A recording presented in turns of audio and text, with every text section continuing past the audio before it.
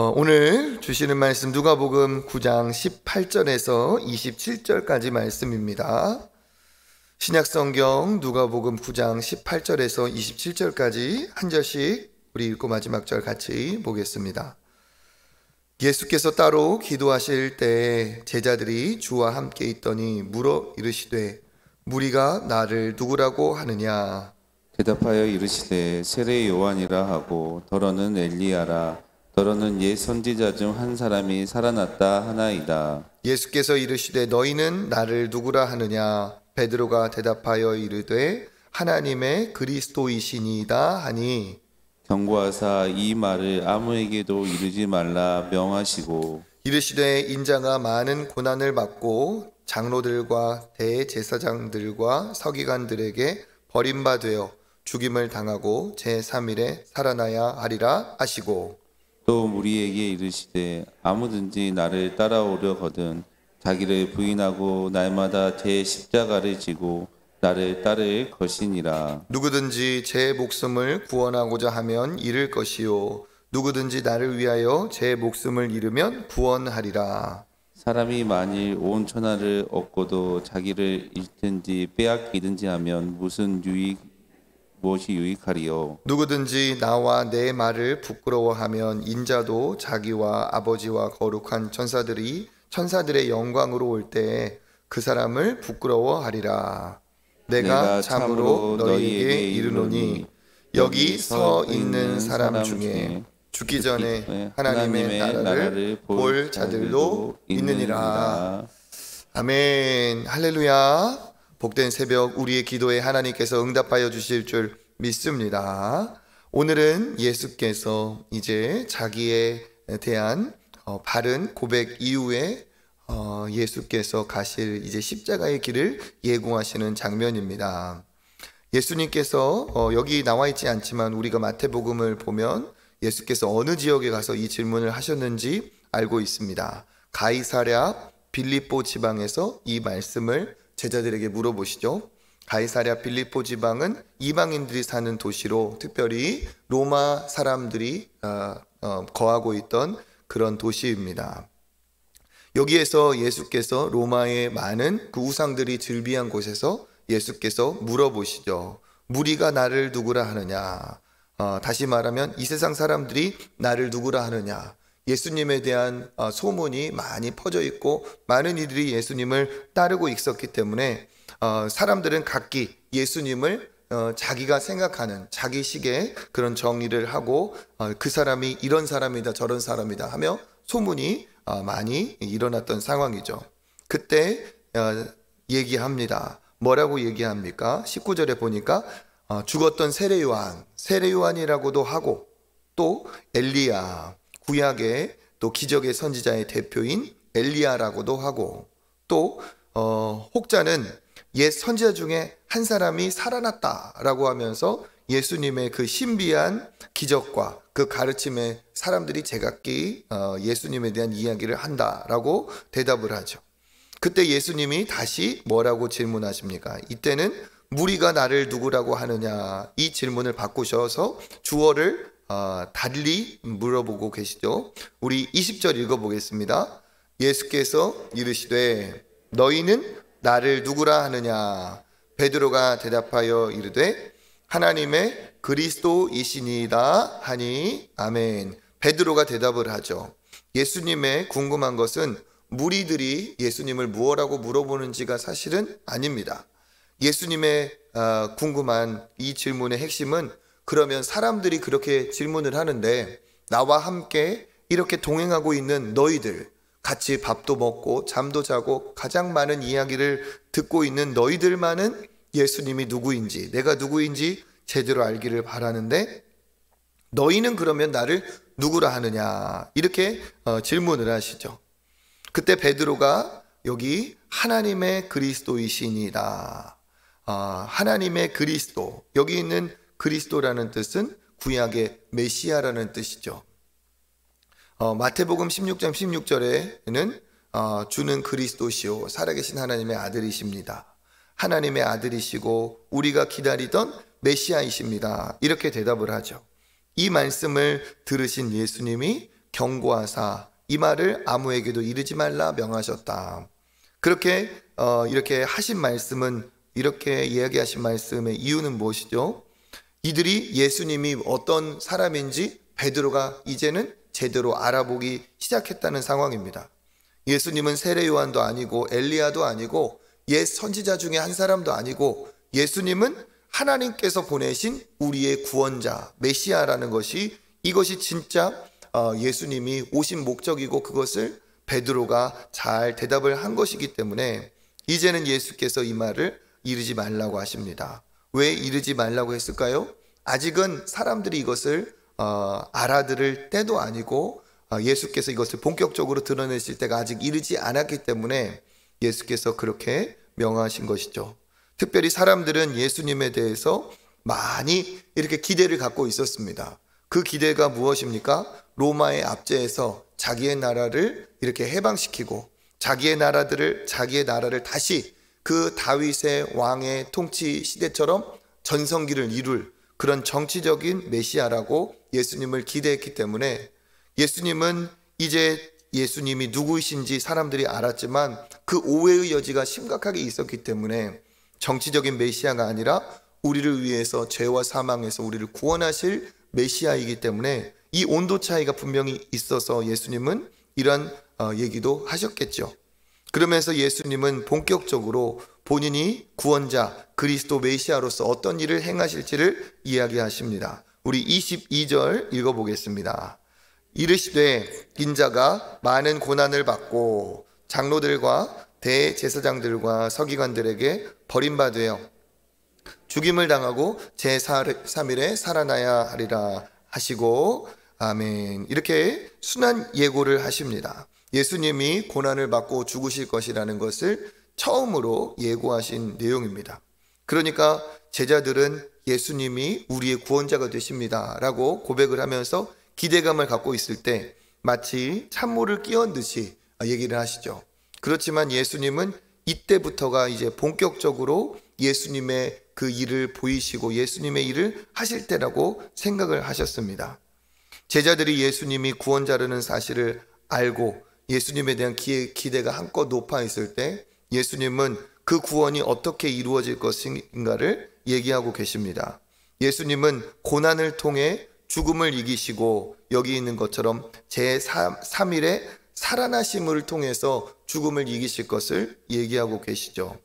장로들과 대제사장들과 서기관들, 각각 색깔이 다른 정치적인 성향을 갖고 신앙적인 부분에서도 다른 사람들입니다. 그런데 이 사람들이 같이 한 무리가 되어서 예수님을 핍박하고, 그리고 예수님은 결국 죽임을 당하게 될 것이다 얘기하고 있습니다. 제자들은 이 얘기를 듣고 무슨 말인지 어리둥절했고, 다른 복음서에 보면 베드로가 이제 거의 화를 내다시피 하면서 이런 일이 일어나면 안 됩니다 라고 했다는 거죠. 왜 그렇습니까? 예수님은 절대로 죽으면 안 되고 왕이 되셔서 우리에게 한 자리씩 주셔야 될 분인데 왜 죽느냐, 이렇게 그러는 거 있죠. 이렇게 분위기 좋을 때 죄를 뿌리고 분위기 좋을 때 부정 타는 말, 우리 할머니들 하는 것처럼 부정 타는 말을 해서 그 기분을 잡치는 것처럼 예수님의 이 말이 그 제자들의 기대를 완전히 꺾어버립니다. 그런데 여기서 주목할 게 있죠. 제자들이 분명히 이 얘기를 들었습니다. 제3일에 살아나야 하리라. 예수님이 죽은 그 십자가에 죽은 그 사건 이후에 제자들은 다 도망가 버렸죠. 그들은 예수님이 살아나실 것이라는 이 얘기를 듣고도 믿지 않았고 마음에 담아두지 않았습니다. 그러나 예수님은 처음부터 이 얘기를 하고 계시죠.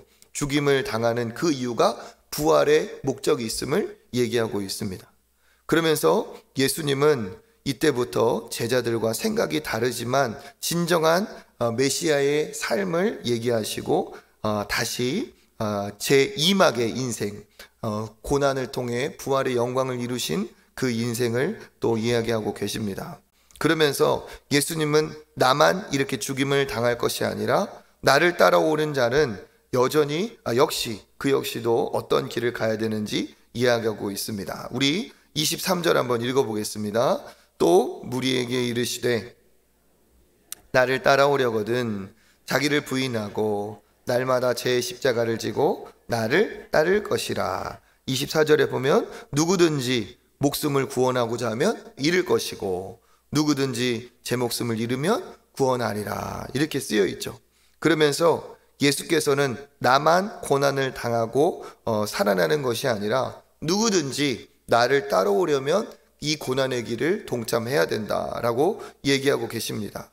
나를 따라오려거든 예수님을 따라가는 자격은 무엇입니까? 첫 번째, 자기를 부인하고 내 자신의 욕망, 내 자신의 성공, 내 자신의 생각, 내 자신의 뜻, 모든 나의 욕구, 이것을 다 부정을 하라는 거죠.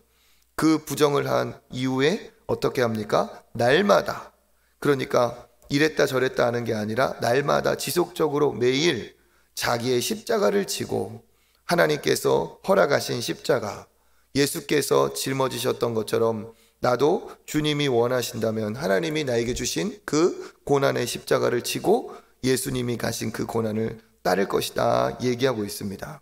이것은 분명히 죽음을 얘기하고 있습니다. 그렇지만 이 죽음의 길을 가는 사람은 어떻게 되느냐? 자기 목숨을 구원하고자 하는 사람은 잃어버리겠지만 십자가를 지고 자기를 부인하고 예수님을 따라가는 자들은, 즉 고난을 통해 자기 목숨을 잃게 될 수도 있겠지만 그 사람이 생명을 얻는 사람이 될 것이다. 온 천하를 얻고도 자기 생명을 잃으면 무엇이 유익하겠는가? 그러면서 26절, 나중에 자기 목숨을 잃고 그렇게 십자가를 따라간 사람들이 어떠한 평가를 받게 되는지 얘기하고 계시죠. 우리 26절 읽어보겠습니다. 누구든지 나와 내 말을 부끄러워하면 인자도 자기와 아버지와 거룩한 천사들의 영광으로 올 때 그 사람을 부끄러워하리라. 아멘. 누구든지 나와 내 말을 부끄러워하면, 한 부류는 자기를 부인하지 않고 예수님을 따라가지 않고 자기의 욕망대로 살아간 거죠. 자기를 자랑스럽고 하면서 반대로 예수님은 부끄러워한 그런 부류입니다. 이런 사람은 어떻게 됩니까? 아버지와 아들이, 천사들이 거룩한 영광으로 올 때가 있는데 그때 이 사람들은 부끄러움을 당하게 될 것이다. 반대로 자기를 부인하고 십자가를 지고 예수님을 따라간 사람은 부끄러움을 당하지 않고 칭찬을 받고 자랑스럽게 맞이하게 될 것이다 라는 뜻을 갖고 있죠. 그러면서 죽기 전에 하나님의 나라를 볼 자들도 있다. 한 구절 한 구절이 사실은 이 새벽에 말하기 다 쉽지 않고, 한 구절 한 구절을 우리가 정말 평생을 곱씹어도 다 깨달을 수 없는 그러한 신비로운 예수님의 삶이고 우리를 향한 길입니다. 그렇지만 우리가 여기에서 주목해야 될 것이 무엇입니까? 예수님은 이 땅의 삶을 초점을 맞추고 있지 않다는 사실이에요. 예수님은 자기가 고난을 받고 버림받고 죽임당할 것을 얘기하고 계시지만 제3일에 살아날 것을 향하여 그 길을 가고 계십니다. 또 무리들에게도 말씀하실 때 자기를 부인하고 십자가를 지고 따라오라고 하지만 그것이 종착지가 아니고 예수님의 관심은, 우리들의 관심이 어디로 가기를 원하십니까? 자기와 아버지와 거룩한 천사들의 영광으로 올 때 그때를 목적으로 바라보며 살라고 얘기하고 있습니다. 그러니까 그때의 영광을 얻는 것이 그게 진짜 복된 인생이고, 그때 만약에 부끄러움을 당하게 된다면 이 땅에서 아무리 대단하게 산다 할지라도 그것은 진짜 수치와 모욕스러운 삶이 될 것이다 이야기를 하고 있습니다. 그래서 예수님을 나의 구원자라고 알게 된, 고백하게 된 사람은 어떠한 삶을 살아야 될지 예수님의 제자의 길을 이야기하고 계시죠. 오늘 이 말씀을 다시 한번 읽고 계속 묵상하시면서 어떻게 사는 것이 진짜 영광스러운 길이고 진짜 하나님을 기쁘시게 하는 길이고 나에게 유익이 되는 길인지를 한번 잘 돌아보시기를 간절히 또 축복합니다. 오늘 말씀을 통해 우리가 이러한 것들을 고민하고 또 고백하면 좋겠습니다. 예수님은 제자들에게 너희는 나를 누구라 하느냐 이렇게 물어보셨죠. 그 질문을 예수님은 오늘 우리에게도 여전히 하고 계시는 줄 믿습니다. 예수님을 모르는 사람들은 갖가지 예수님에 대해서 오늘날도 이야기를 하고 있죠. 종교를 창시했다든지 대단한 어떠한 윤리 도덕을 말한 그러한 사람이라든지 대단한 스승이라 하든지 4대 성인이라 하든지 여러 가지 모습으로 예수님을 이야기합니다. 그렇지만 세상 사람들이 예수님을 뭐라고 하는지 예수님은 그닥 관심이 없습니다. 예수님의 관심은 무엇입니까? 택한 자들이 나를 무엇라고 부르는지 무엇라고 아는지를 예수님은 원하시죠. 우리는 예수님에 대한 바른 이해와 바른 지식으로 예수님이 기뻐하실 우리의 구원자이십니다. 우리의 그리스도, 우리의 메시아이십니다. 이렇게 고백할 수 있는 저와 여러분이 되기를 축복합니다. 우리의 실수, 우리의 착각 무엇이 될 수 있습니까? 내가 생각하는 예수와 하나님이 알기를 원하시는 예수가 온도 차이가, 생각이 다를 수 있다는 거죠.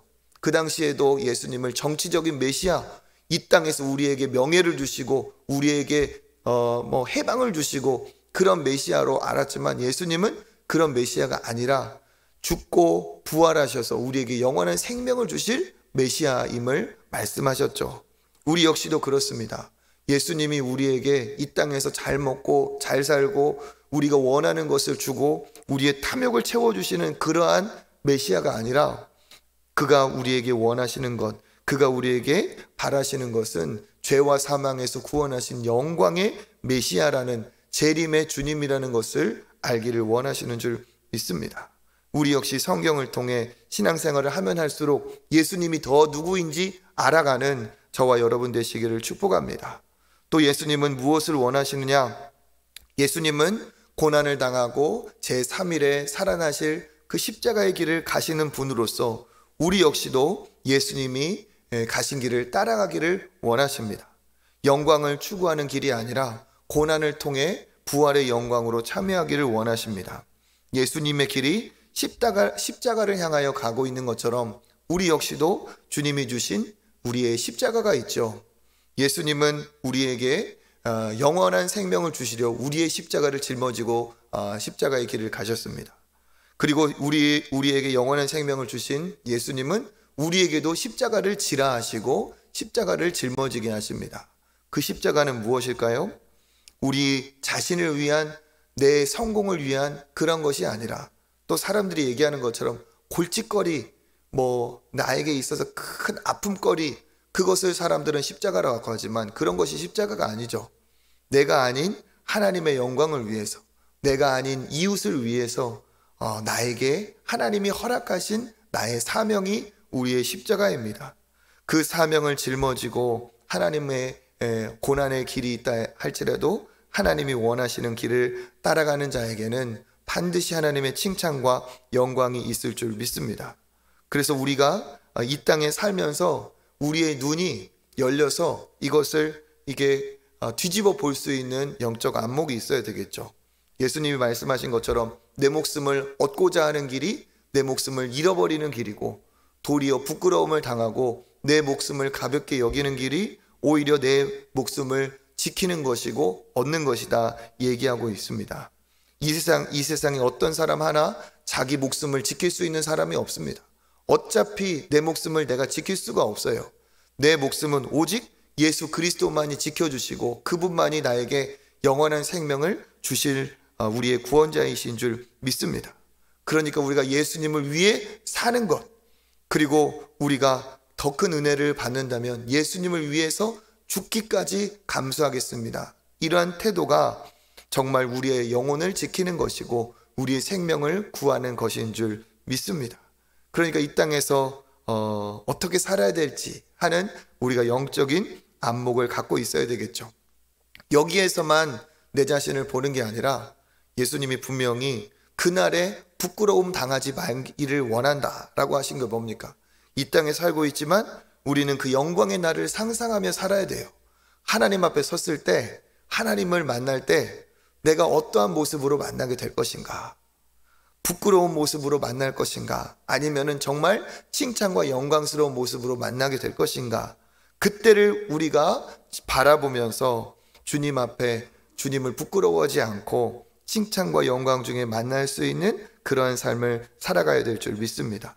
지금 현실의 편안함과 나의 안전을 추구하는 것은 어쩌면 부끄러운 것을 선택한 것일 수도 있습니다.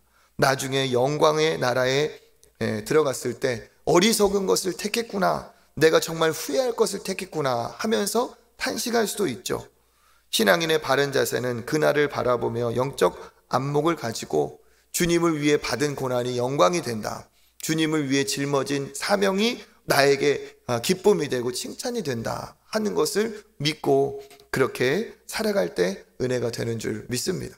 그래서 하나님이 기뻐하시는 영적인 안목을 가지고 십자가를 지고 주님을 따라가서 주님 앞에 영광스러운 그날, 부끄러움이 아닌 칭찬과 또 하나님의 큰 위로를 받는 저와 여러분 되시기를 주님의 이름으로 축복합니다.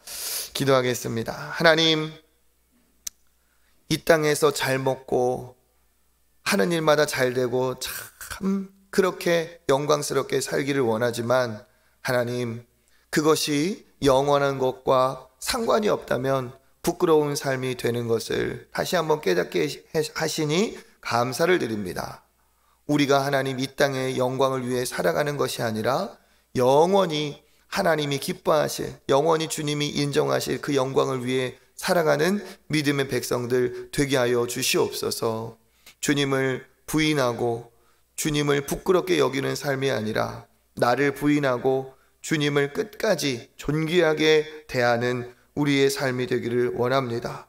하나님, 나의 기도의 제목 속에 이 세상의 영광과 잘 먹고 잘 사는 것이 전부가 되지 않게 하여 주시고 일용할 양식을 구하되 하나님의 나라의 영광을 위해서 내가 주님의 기쁨이 되기 위하여 그것을 위해서도 하나님 땀 흘리고 눈물 흘리고 간구하는 깨어있는 영적 아버지 그리스도인들 되게 하여 주시옵소서.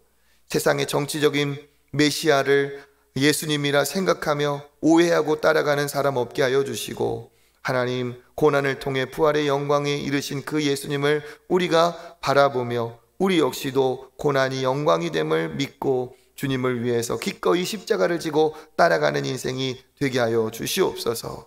이 땅의 고난이 영광이 되며 이 땅의 영광이 수치가 됨을 깨달아 밝게 하는 영적 안목을 주시고 또 오늘 이 말씀 붙들고 우리가 묵상할 때 각자에게 주신 십자가가 무엇인지 깨닫게 하시며 그 십자가를 능력으로 넉넉히 짊어지는 복된 인생들 다 되게 하여 주시옵소서. 모든 것 감사드리며 예수 그리스도 이름으로 기도드립니다. 아멘. 우리 이 시간 하나님 앞에 기도하겠습니다. 주님, 내가 짊어져야 될 십자가는 무엇입니까? 또 내가 부정하고 부인해야 될 나의 모습은 무엇입니까? 주님 깨닫게 하여 주시고 나를 부인하고 내 십자가를 지고 날마다 주님을 따라가는 복된 인생 되게 하여 주시옵소서. 우리 하나님께서 깨달음을 주시기를 원하며 또 기도하시고 또 우리 교회와 또 한국교회 또 선교사님 선교지를 위해서도 기도해 주시면 감사하겠습니다. 우리 이 시간 주님 한번 찾고 기도의 자리로 나아가겠습니다. 주여